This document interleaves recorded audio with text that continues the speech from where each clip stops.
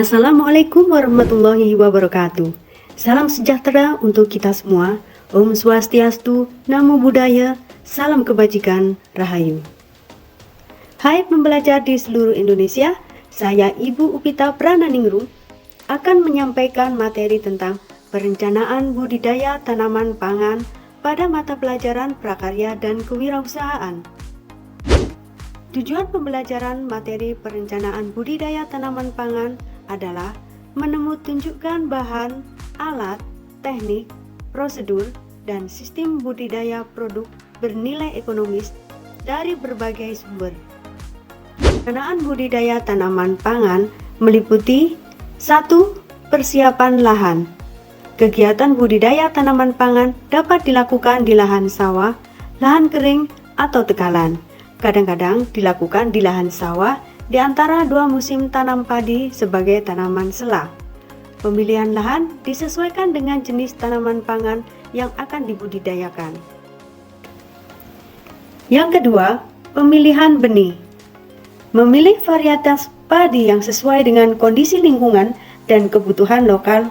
Proses pemilihan varietas tidak hanya fokus pada potensi hasil, tetapi juga pada kemampuan adaptasi tanaman terhadap kondisi lokal seperti iklim, kualitas tanah, dan ketersediaan air. Bibit yang tepat dapat meningkatkan resistensi terhadap hama dan penyakit, serta mengurangi kebutuhan akan penggunaan pestisida dan pupuk kimia. 3. Penyemaian. Penyemaian merupakan kegiatan menyemaikan benih padi di lahan yang telah disiapkan dengan jarak tertentu. Penentuan jarak tanam yang optimal esensial untuk memaksimalkan pertumbuhan tanaman dan memastikan distribusi nutrisi yang merata. 4.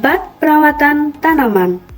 Dalam kegiatan perawatan tanaman, petani akan memberikan air secara teratur dengan menggunakan sistem irigasi, memberikan pupuk jika dibutuhkan, serta melakukan pengendalian hama dan penyakit. 5. Pemanenan. Memanen padi dilakukan saat tanaman sudah matang dan bulir padi telah mengeras. Biasanya, padi dipanen dengan cara dipotong dan dikumpulkan. Pada tahap ini, penting untuk memperhatikan waktu dan teknik pemanenan yang tepat agar kualitas produk tetap terjaga. Beberapa aspek penting dalam tahapan pemanenan, yaitu 1. Waktu panen. Pemanenan harus dilakukan pada saat tanaman telah mencapai kematangan optimal. 2. Teknik panen. Teknik pemanenan harus sesuai dengan jenis tanaman. Ada yang dilakukan dengan cara dipotong, dicabut, atau dipetik. Yang ketiga, kondisi lingkungan. Panen biasanya dilakukan pada pagi hari untuk menghindari suhu yang terlalu tinggi dan kelembapan yang berlebihan, yang dapat mempengaruhi kualitas hasil panen. 6. Pengeringan. Setelah dipanen, hasil tanaman pangan seperti padi, jagung, atau kacang-kacangan perlu dikeringkan untuk menurunkan kadar air sehingga bisa disimpan lebih lama tanpa mudah membusuk atau terkena jamur. Pengeringan juga bertujuan menjaga kualitas produk seperti rasa, warna, dan kandungan nutrisi. Tahap yang ketujuh yaitu pemrosesan. Menggiling gabah untuk mendapatkan beras merupakan proses penting yang memisahkan sekam dari biji padi. Tahap 8 yaitu penyimpanan.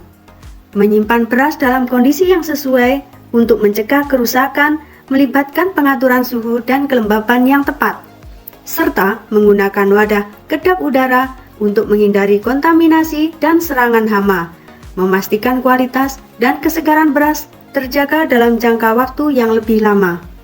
Yang kesembilan, pemasaran.